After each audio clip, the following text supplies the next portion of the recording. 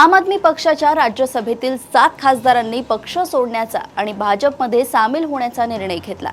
या घोषणेनंतर 3 खासदारांनी तातडीने भाजपमध्ये प्रवेश केला, परंतु उर्वरित 4 खासदारांनी तोपर्यंत अधिकृत प्रवेश घेतला नव्हता। याच मुद्द्यावर पक्षांतर विरोधी कायद्यानुसार या खासदारांची खासदारकी रद्दबातल करावी अशी मागणी आम आदमी पक्षातर्फे करण्यात आली होती। ही फूट एकत्रित नाही, टप्प्याटप्प्याने झाली आहे। त्यामुळे त्यांच्यावर पक्षांतर बंदी कायदा लागू होतो हा तर्क त्यामागे होता। असाच काहीसा प्रकार महाराष्ट्रात शिवसेनेच्या बाबतीत झाला होता। शिंदे सोबत पहिल्यांदा केवळ 13 ते 15 आमदार होते, परंतु नंतर टप्प्याटप्प्याने उर्वरित आमदार त्यांना सामील झाले आणि त्यांची एकूण संख्या 2/3 अधिक झाली।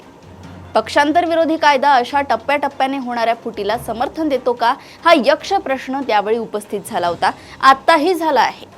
परंतु जे शिवसेनेच्या बाबतीत झाले तेच आम आदमी पक्षाच्या बाबतीतही झाले।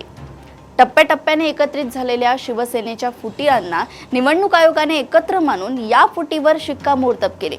एवढेच नव्हे तर फुटीरांची शिवसेना हीच मूळ शिवसेना असल्याचाही निवाडा दिला।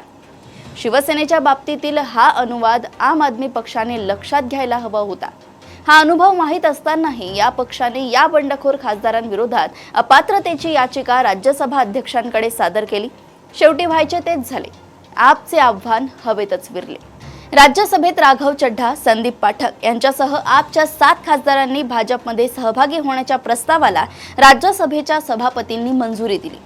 त्या संदर्भातले नोटिफिकेशन राज्यसभेने जारी केले आहे। त्यात या 7 खासदारांचा समावेश भाजप खासदारांच्या यादीत करण्यात आलाय। अशाच घडामोडी व अपडेट सोबत पुन्हा भेटूया देशोन्नती संपादकीयमध्ये। बघत रहा देशोन्नती। नमस्कार।